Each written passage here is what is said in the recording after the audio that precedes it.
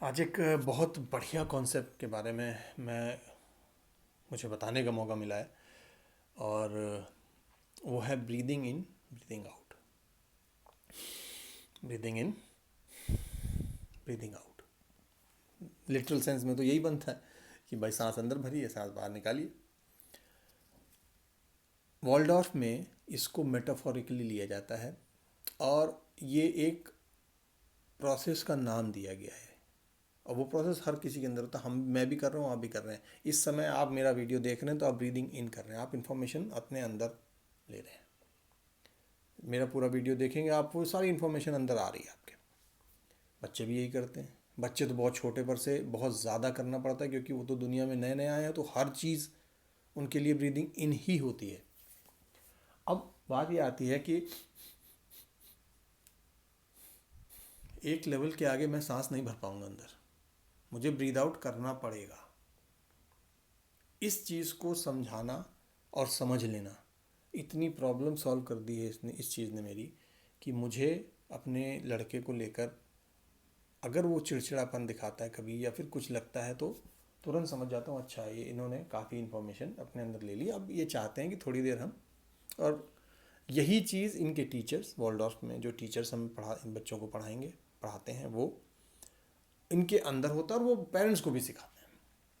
Orientation में जब मेरा ओरिएंटेशन हुआ था यहाँ पे, तो ये सबसे पहला कॉन्सेप्ट उन्होंने बताया था कि किसी भी चीज़ को समझने के लिए दिमाग में जगह आपका अटेंशन मेरे पास होना, टीचर के पास होना चाहिए, तभी तो सीखोगे।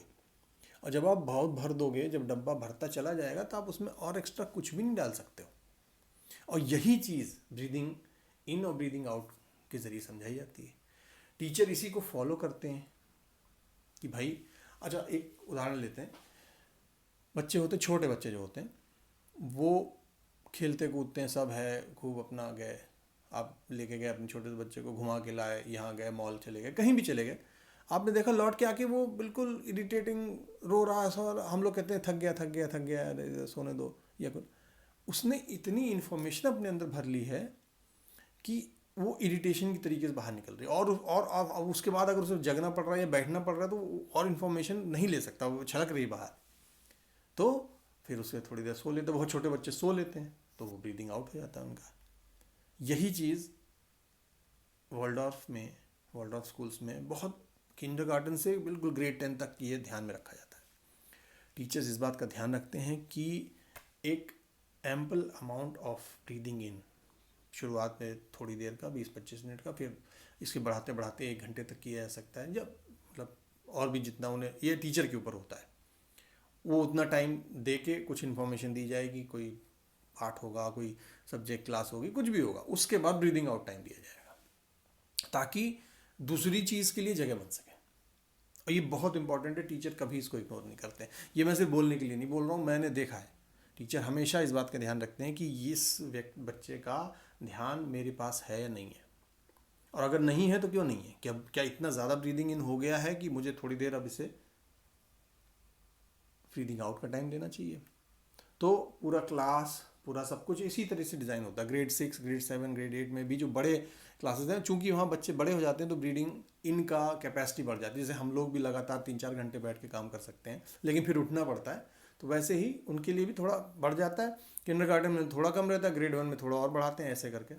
बट होता यही, बगैर इसके ये नहीं चलते। कभी आप किसी भी वॉल्डॉर्फ स्कूल में ये नहीं देखेंगे। वो पेरेंट्स को सबसे पहली चीज़ यही बताएंगे।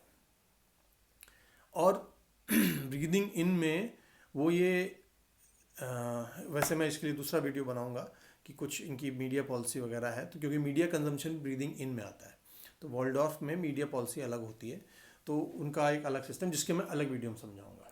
तो the school, the teachers and the parents are all geared up to think कि कितना ब्रीदिंग इन हो रहा है और कब बच्चे को ब्रीदिंग आउट की ज़रूरत है। सबको मालूम रहता है, मुझे मालूम पड़ गया, मेरे जो दूसरे पेरेंट्स हैं साथ में, उनको मालूम है, बड़े अच्छी तरह उन्हें कॉन्सेप्ट आता है। और इतना बढ़िया कॉन्सेप्ट है, मैं कहूँगा कि जो भी नए मदर एंड फादर्स हैं, या जो इस कॉन्सेप्ट से नहीं वाकिफ़ हैं, वो मैं कहूँगा उनको तो ये, उनके लिए तो लगेगा कि यार ये तो बड़ी ऑब्वियस ही चीज़ है, लेकिन मालूम तो नहीं थी। तो वॉल्डॉर्फ के साथ यही है, ऑब्वियस ही चीज़ें होती हैं, लेकिन मालूम नहीं होती हैं, बट उससे बहुत मदद मिलती है। बच्चा खुश होता है, हर वक्त खुश रहेगा, अपने आप को खुश रखना जानेगा। कैसे खुश रखूँगा?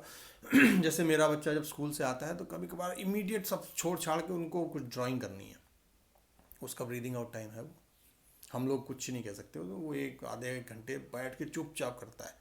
तो मुझे समझ में आता है कि अच्छा ब्रीदिंग इन ज़्यादा हो गई है, तो अब ये आउट कर रहे हैं, दिमाग को फ्री कर रहे हैं ताकि आगे को कुछ किया जा सके। और छोटे बच्चों में तो कोई भी एक्टिविटी ब्रीदिंग इन हो सकती है, तो उनको यूजुअली वर्ल्ड ऑफ में जो है छोटे बच्चों को मिट्टी में खेलना और इस तरीके से सोना, ये सब होता है। बड़े बच्चों के लिए दूसरी तरीके की एक्टिविटीज़ होती हैं, जो हायर ग्रेड्स में होते हैं उनमें अलग तरीके से ब्रीदिंग आउट का दिया जाता है ना। तो बहुत ही बढ़िया कॉन्सेप्ट लगा मुझे जब मेरा ओरिएंटेशन हुआ था वर्ल्ड ऑफ एजुकेशन में एज अ पेरेंट। तो मुझे लगा यार ये तो बहुत बढ़िया है, वन ऑफ द थिंग्स जिसकी वजह से मुझे लगा था कि मेरे बच्चे के लिए यही एजुकेशन सही है। और आज तक इस प्रोसेस ने कभी डिसअपॉइंट नहीं किया, हमेशा काम आता, हर समय मुझे सवाल के जवाब दे देता है कि ऐसा क्यों है, इस समय बच्चा ऐसे क्यों बिहेव कर रहा है। और आगे मैं कुछ और भी चीज़ों पे वीडियो बनाऊंगा जो कि वर्ल्ड ऑफ एजुकेशन में बहुत ही स्ट्रिक्टली फॉलो की जाती हैं। स्ट्रिक्ट उस सेंस में नहीं कि आदमी डर जाए, अरे स्ट्रिक्ट उस सेंस में कि उससे बच्चे का विकास, जो उसका नेचुरल विकास उसकी अपनी गति से जो चल रहा है, उसको सपोर्ट मिलता है। तो आगे की वीडियोस भी ध्यान से देखिएगा।